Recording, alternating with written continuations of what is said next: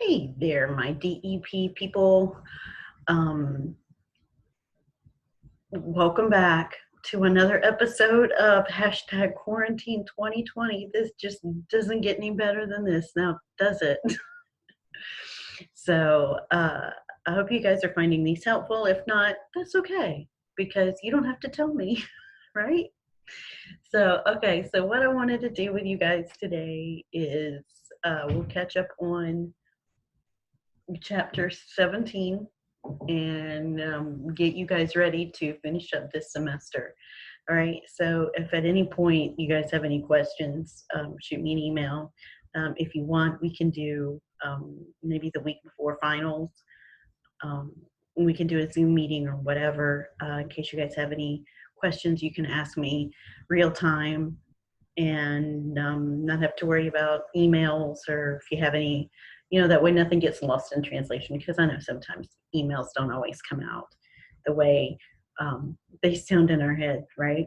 So, well, even though I am not a connoisseur of technology, I have found something amazing. I don't know, maybe you guys would like it, maybe you don't. Less of me, more slide. So so it's SlideShare. So what I'm doing is, as I'm lecturing, you guys can see the actual slides I'm using. And of course, if these are the same slides that I would use if I were in the actual classroom. And then of course the entire slideshow or PowerPoint presentation will be available on Canvas, and that way you can see the whole thing if you want, and if not, that's okay. And of course the homework is on there and everything else. If you have any questions, just let me know. If there's any grades missing, let me know. I'll certainly update as quickly as I can. Basically what I'm going to do from here on out is basically I'm just going to use Friday to grade, so that way I can focus Monday through Thursday on lectures and getting the YouTube stuff up and making sure that everything is ready to go for the rest of the week, or making sure everything is done throughout the week. That way if anything happens, I can address it during the week, and then on Friday I can grade, and that way I can just focus on grading. And then of course I'll be here at I'll have my phone and I'll have the internet. So if you guys need me on Friday, I'll be here. All right. So the cool thing I have found is what we call SlideShare, and it's through Zoom. So basically what you guys are going to see is there you go. So these are the PowerPoint slides I'll be using. And then of course I'll be able to show you what I'm talking about and pointing at, right? So, all right, so here we go. So emerging adulthood, biosocial development. This is where most of us are. Well, you guys are, because I'm a little bit over the age of 25. So this is where you guys are for the most part, between the ages of 18 and 25. And what the psychology community is now wanting to do is wanting to address this as its own separate developmental stage, because especially with our millennials, we're finding that you guys are hanging out here a little longer, because I think in my generation, it was, you graduated from high school and then you got married, and then depending on a lot of things, did you go to college? So I think you guys are seeing that, as far as, your parents are I think we're a little immature in our parenting style sometimes, especially when you guys were little, because we were still in a way kind of raising ourselves. So I think you guys have seen that and are wanting to wait a little longer to go into that next stage. So you guys are hanging out 18 to 25. You guys are doing what you want, having a good time, traveling the world, seeing the sights, and then using your later adulthood to settle down and have that family. For the most part, you guys are actually in pretty good health. This is where your bodies are strong enough now that you guys can do that hard work. And then it's also saying that childbearing, but I think the trend in that is even later than that. Because see, what's happening is when it talks about traditionally, it's, generation, my generation, and before. So, us, my parents, maybe even as far back as my grandparents. This is, 18 to 25. That's when we, did our thing, and got down to the business of having families. But you guys aren't doing that just yet. You guys are hanging on a little longer to to that independence, which is actually, I think, a very good idea. What I've tried to teach my kiddos is, look, use this time to do your thing, hang out, have a good time, go do what you want to do, because once you get married, your focus has to change, because it's no longer about doing what you want to do and having fun your way. You now have to consider into all your decisions your significant other. Okay. Most of us, okay, most everybody, by the time, young ladies, by the time you hit 16, and boys, by the time you guys are hit 18, most of the time you guys have reached your full height. Probably not going to get much taller than you are now. And of course, that fat accumulation continues into our 20s. And ladies, those breasts and hips are going to get a little bigger. Men, your shoulders are going to get wider, and you're going to work on that upper arm strength. And very rarely does death occur from disease during this childhood, because this is typically when we're our most fit and healthy. So Arnett has said back in 2000 that, of course, this needs to be a distinct stage, because there's not a whole lot of knowledge on this age group. So what we're seeing is that it is becoming a cultural phenomenon as of 2013.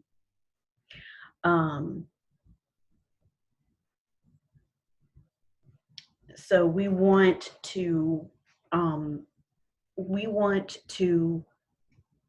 watch you guys to see how you guys are different from our generation. Now, of course, your kids are going to, my millennials, okay, your kids are going to be a little different, and it's going to take some time. So in 20 years time, we're going to be looking at, what you guys, in 20 years time, we'll do research, or we'll see how your kiddos turn out and what they think of you, and where things are going to go from there. And of course, things are going to change within different generations. Most of you guys millennials you're in really good shape. You guys are looking at us and going, wow, middle-aged spread, not what's on the menu for me. So you guys are, you guys don't talk about your vanity. You don't talk about wanting to look good, but it's, we see it in how you dress, how you carry yourselves, how you take care. I mean, things like yoga and gyms are certainly a lot more prevalent now than they were, 15, 20 years ago. And of course, that is going to, sometimes that is attributed to sex drive or employment, because, you don't want to dress for, the job you have. You want to dress for the job you want, and so you guys are looking forward, looking more forward into your careers, understanding where you are now is fun, but you're also I think you guys are looking ahead to what comes next. So most 62% are exercising as far as activity, muscle strengthening by 33%, and of course, what helps encourage activity is friendship and communities. I know I'm more apt to go walk if I've got somebody to walk with, or I'm more apt to, get on the treadmill if I've got somebody with me. And you guys are very community friendship oriented. So you guys are doing things as a group, I think, not because you can't do things on your own, but because there's so much more. I think you guys are seeing that encouragement within those communities, and you're taking advantage of that much more so, I think, than my generation did. Of course, you have to eat well at every stage of your life. You've got a set point is your, and it's gonna, that set point is gonna change as you get older, but we strive to maintain, or we hope to maintain, based on our age and our height, a certain size. Now, of course, the older we get, the more weight there's going to be, but the end goal is to try to manage that and maintain that, what they call that homeostatic, or that homeostasis, where it's basically your your baseline. So there's that, I weigh 120 now, depending on life, it may be 125, it may be 115, but that static point is about 120, or it should be for somebody that's 5'1.5" tall. Should be, not necessarily always is, but we're not going to talk about that, right? So from here we go. The body mass index is basically the ratio of a person's height in kilograms divided by their height in square meter, or height in meters squared. Again, math, y'all know I don't do math. That's all on y'all. All right. But I've given you the formula: ratio of a person's weight in kilograms divided by their height in meters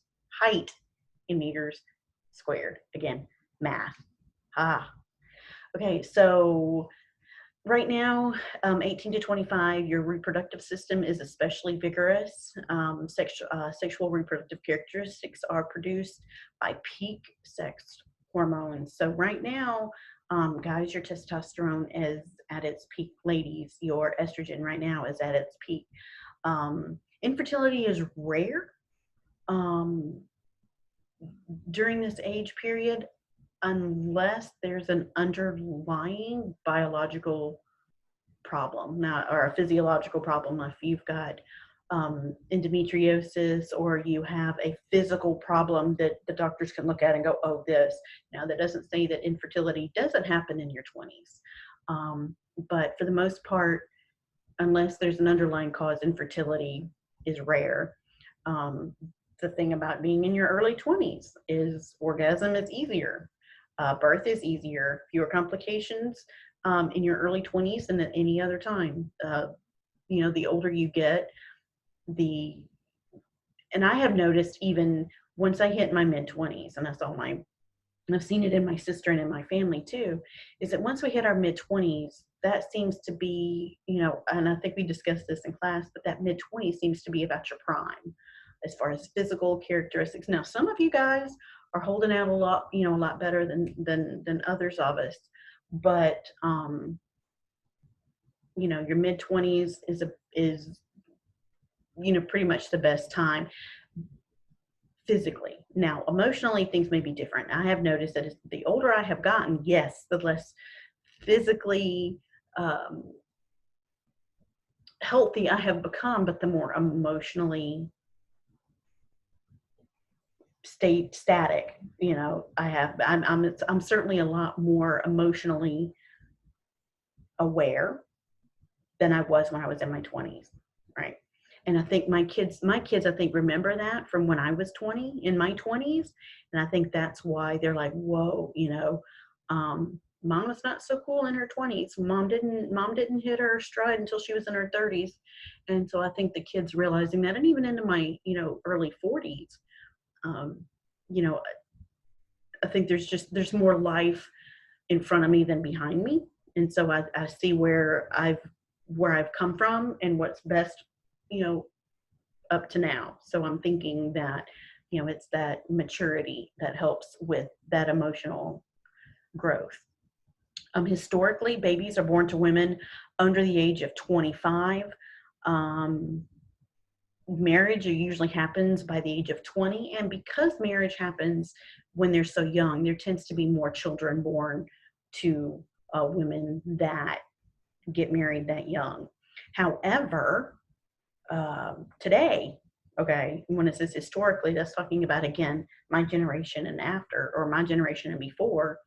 But what the trend today, though, is that you guys are engaging in more premarital sex, but with more of a reliable more reliable birth control.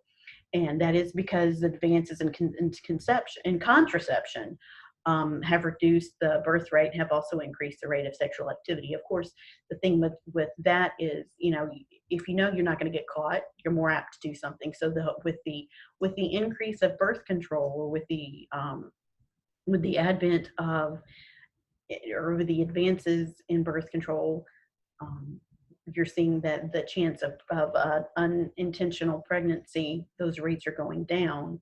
And so therefore you realize that, that sexual activity is okay without, quote unquote, getting caught.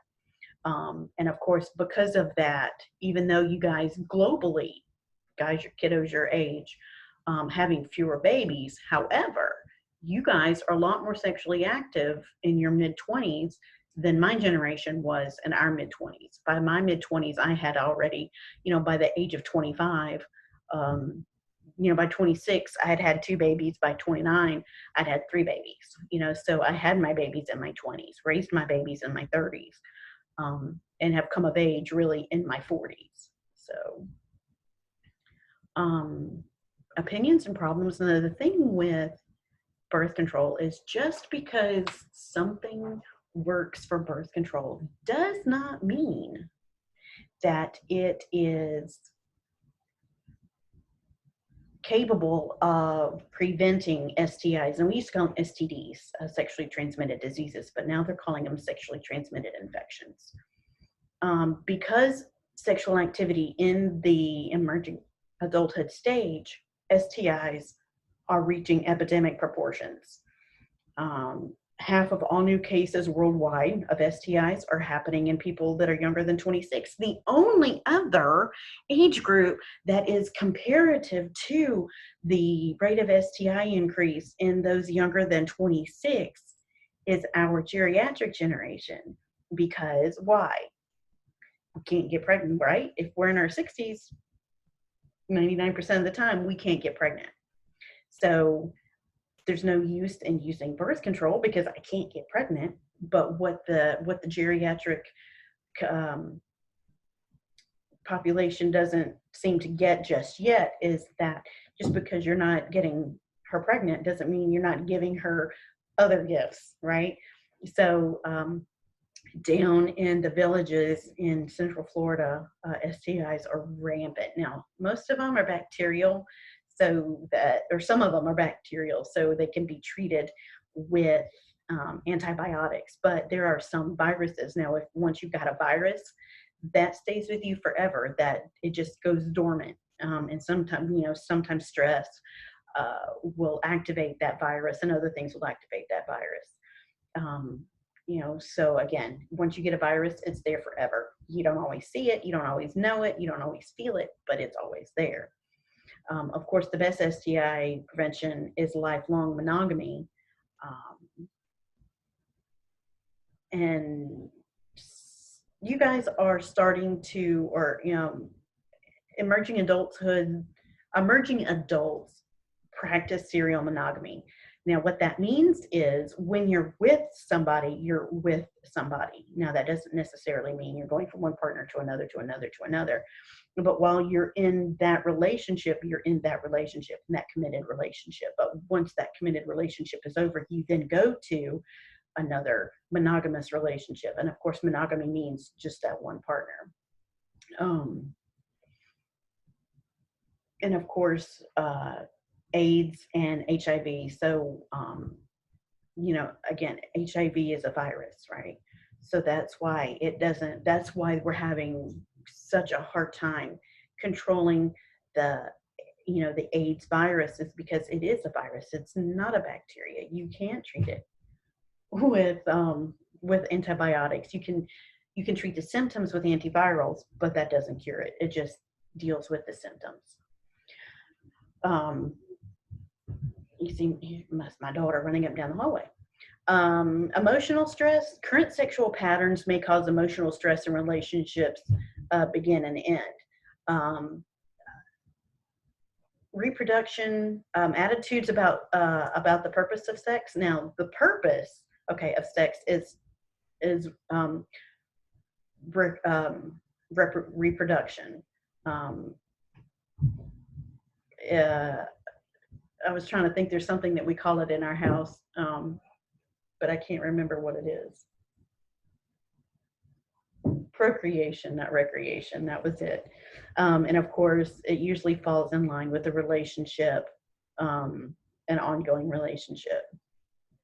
And then things that influence our thoughts about sex tend to be our religion and culture or religious beliefs, whether premarital sex is okay, whether it's frowned upon, whether it's, how it's looked at, how it's received, and how it's, or the idea of it being received, and, and how, and of course, if you're in a household whose religious beliefs are anti-premarital sex, and you choose to partake in a relationship that involves premarital sex, there's going to be a lot of emotional stress there, because your parents are going to put a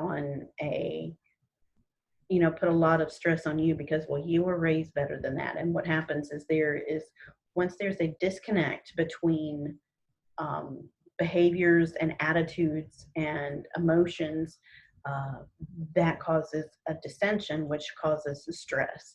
And of course, depending on a lot of things, that can, irreparably damage some relationships. You guys are dealing with a lot of stress.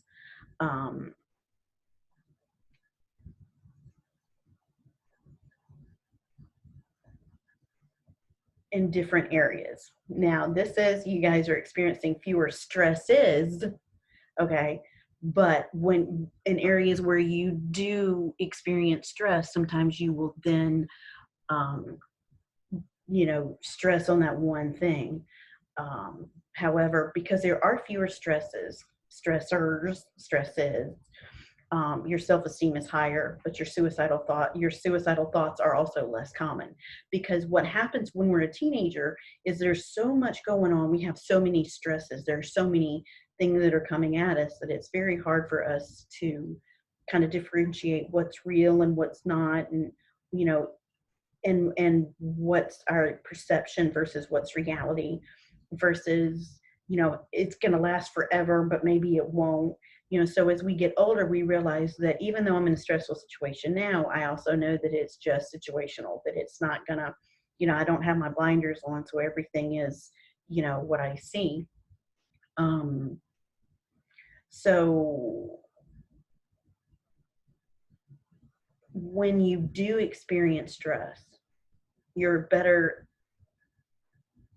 able as emerging adults to deal with that stress, because you don't also have that compounding of the influx of hormones. Your hormones have, kind of leveled out up here, but they have leveled out. And so, you don't have that added stress of just not really understanding. Now, in addition to that, though, if you have any psychopathology, or any demands that may cause a psychopathology, for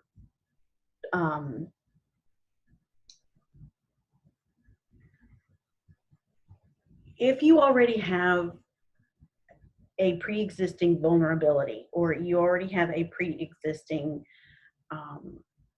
issue, depression, anxiety, demands made of you may be added to what's already there and may then become worse. But the thing is, at least if you're already dealing with it, whether it's through medication, through meditation, through whatever, you're more apt to fall back on that and address it and say, okay, look, if I'm taking medication for this, is it working? Do I need to change it? Do I need to stop this, add something else? Do I need to whatever, right? So at least with um, at least if it's already being addressed, you're more apt to just kind of fall in line and continue with that. Um, now, of course, you see the diathesis stress model says that mental disorders are produced by the interaction of genetics and a stressful environment and life environment. So basically, if you've got an underlying genetic issue, stress may kind of get that started. One of the things that this brings to mind anyway is the addictive personality. Now you may have been raised by parents. Now addicts, there's different addictions, stress, excuse me, um, food, sex, alcohol, drugs, whatever. Okay. If you're raised with somebody who has an addiction or raised by somebody who has an addiction, they're, genetically you may be predisposed to that addiction. But I see it as like a switch. And if you don't have anything, you know, that is there to kind of tease that switch, it will stay off. But if something happens and you're in a stressful situation and you snap, I see it as that switch is flipped. You don't know that you have an alcoholic gene, and you don't know that you can become an alcoholic until something happens and you're stressed out and you take that first drink and you're like, oh, this is it. This is what fixes it. All right. So then that switch is finally flipped. So sometimes we don't know that we have predilections for some things until we're stressed in situation, and that's what we run to. Psychological disorders in adults. So you guys experience more of every diagnosed psychological disorder than any older group. Sexual freedom may cause anxiety, depression, drug abuse, and disease. And one kind of can lead to the other. So if that sexual freedom may cause that anxiety and that depression, but the anxiety and the depression may lead though into that sexual freedom. So one feeds the other, and sometimes we don't know what. At some point, you don't see what the catalyst is anymore. Is it my sexual promiscuity? Am I being sexually promiscuous because I'm stressed, or am because I'm stressed and anxious? Am I then using that sexual promiscuity to then kind of calm that down, right? So your parents are also less involved right now because I'm a grown up. I can make my own decisions, but I'm also stuck in that that pre-adulthood stage where I'm not. My career isn't set, so there's that insecurity where your job is. So you don't have that. You don't have that. You're still vulnerable, and the vulnerability, any type of vulnerability, can increase that stress and increase that depression and can increase that anxiety, which will then is kind of circular, and it all feeds right back into the next thing. But before you reach the age of 30, 8% of all U.S. residents suffer from a major depressive disorder. And how do you know you have a depressive disorder? You get loss of interest, difficult sleeping, having trouble concentrating, eating, friendships, feeling hopeful. So depression brings in, you don't want to get up, you don't want to go do anything, you can't sleep, or maybe you sleep too much. It's hard to concentrate. Some people with depression overeat. Some people with depression don't eat. Your friendships are going to suffer. If you're not interested in anything, you're going to become a recluse. and you lose that sense of hopefulness. Now, this may be what they call biochemically rooted. So it goes back to that the serotonin um, and the different chemicals that the brain either doesn't create enough of, or doesn't absorb it properly. So, sometimes we get treatment and sometimes we don't. Um, if we think, okay, it's just momentary, or I think I can deal with it on my own. If we haven't gotten treatment when we're younger, we probably are going to be less likely to get treatment when we're older. Um, but understand that if you suffer from depression, it's a high societal cost, because you're going to think less of yourself, going to undercut your accomplishments. You're going to have less interest in your employment. You're going to think less of yourself, so you're not going to have that self-assurance that you can do more. So so depression actually has a financial cost to it. Different symptoms of anxiety, panic attacks, post-traumatic stress, obsessive compulsive disorder. These are evident in about 25% of all U.S. residents under 25 years old. And these anxiety disorders are a little more common worldwide than depression. Um, you know, Anxiety is one of those things that, we just say, okay, well, I'm just nervous, just nervous, just nervous. So most of us exhibit those nervous type behaviors or those anxiety type behaviors more so than we do the depression. Sometimes that anxiety can overcompensate for that depression, because if we feel something coming on, we have to jump in and try to control it. And what do we do and how do we do it? And so, that's kind of when the OCD comes in, the obsessive compulsive. At least if I can control my little corner of the earth, it's all good, right? And then of course the post-traumatic stress usually is more along the lines of dealing with specific traumatic episodes or long-term traumatic episodes. Schizophrenia, usually if you have schizophrenia, symptoms are going to usually begin in adolescence. You're gonna see these in your emerging teenagers and your teenagers, because what happens is the increased hormones are going to kind of aggravate these symptoms. So characteristics of schizophrenia or hallucinations, delusions, thoughts, and most of the time it's going to be diagnosed between 18 and 24, but that's because you're going to see what happens is when we hit late teenagers, early 20s, we realize, okay, wait a minute, this isn't just a phase. This isn't just me being a teenager. Something is seriously, seriously wrong. Most of the time, it's genetic.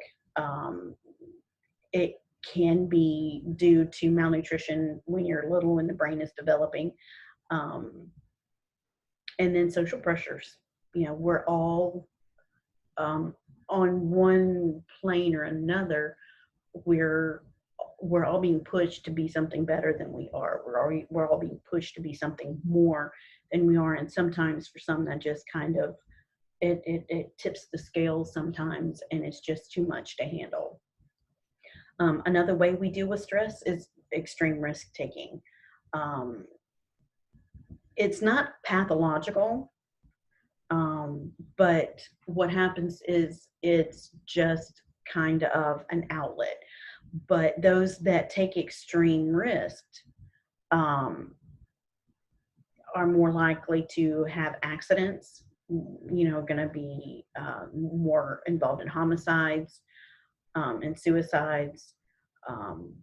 These things are caused, these things are a leading cause of death between the 15 and 25. Now you see they added earlier we said the incidences of suicide between 18 and 25, but so you see what a difference that makes, that 15, 16, 17, 18-year-old stage. So adding in those kiddos increases that. By increasing that age range, you're increasing the rate of suicide. Um, so so the thing with the 15 to 25 is that that hump or that median is around age 20. So by the time we're 20 years old, we're kind of sort of figuring out what causes this. We're kind of sort of figuring out this is not a good thing. When my son was, oh gosh, he's 22 now, almost 23. So when he was 19, literally within 35 days of each other, not only did he crash his car because he rear-ended somebody. So while his car was in the shop, he had my van. And so he needed to run an errand. So I said, okay, take my van. I got a call an hour later. My daughter's like, Mom. And I'm like, oh my God, it happened again. And so, yeah, not only did he rear-end somebody 35 days ago, but 35 days later, he totaled my van. And so that put him into a reality of, well, crap, now my insurance is going to go up. So you'll also see with insurance companies, when you're talking about car insurance, boys more so than girls, you'll see that increase in financial rate of insurance because of the mental awareness, or sometimes the lack thereof, will cause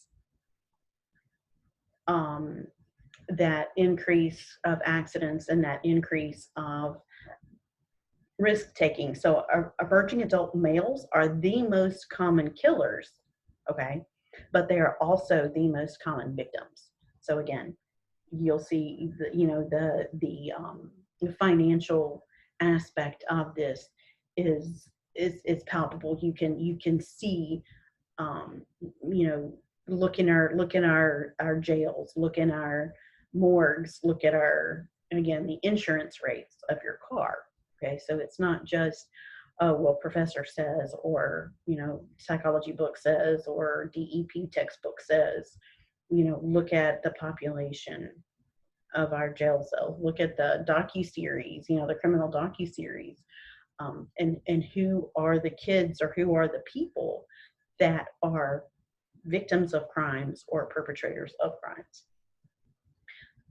So how do we, again, we're just talking about stress and anxiety and how to do it. Sometimes, okay, we lean on illicit drugs. Now, I'm not talking about your over-the-counter stuff. I'm not talking, well, it could be, I guess, but I'm not talking about the drugs that you take for anxiety and you follow those guidelines. But this is talking about abuse of a drug, whether it's over the counter, whether it's prescription, or whether it's illegal. It doesn't matter. The point is, it's about the taking of the drug that impairs your biological or psychological well-being. And of course, it's recognized in the Diagnostic and Statistical Manual, the 5th edition.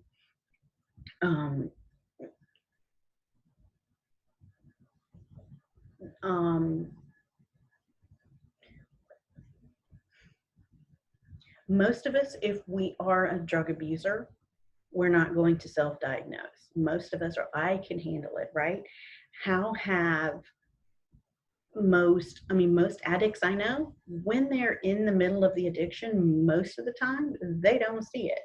It's the family members that are going, okay, you're addicted, or you're addicted, or you're addicted. And then they don't believe it. Then you have the, an intervention, and they realize, okay, wait a minute, something is wrong. Or when they're actually finally institutionalized one way or the other to take care of the addiction.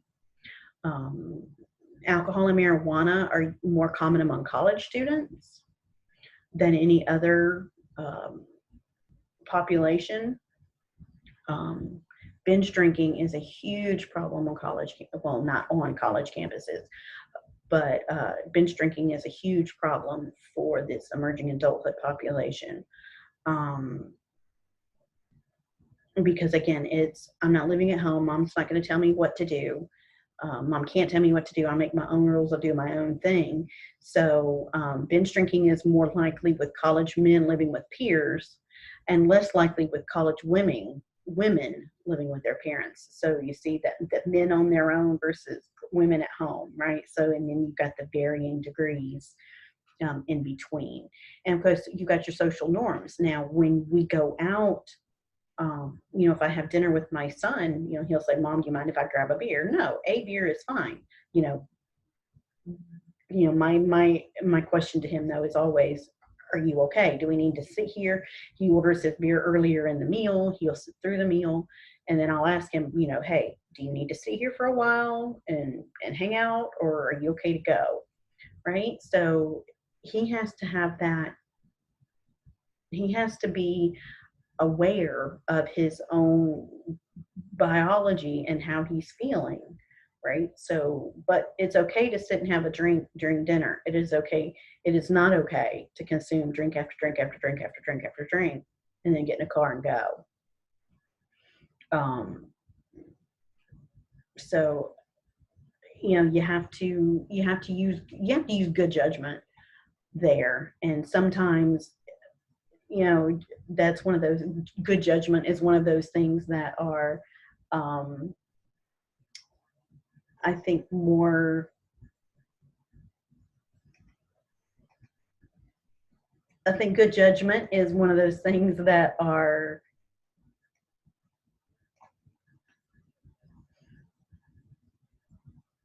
it's relative. I guess is what I'm trying to say. Um, do you drink and drive? No. If you're woozy, you don't drink and drive. But understand too that it's the same thing for driving while you're tired. If you're tired, you're just as apt to get into a car accident as um, if you were driving intoxicated.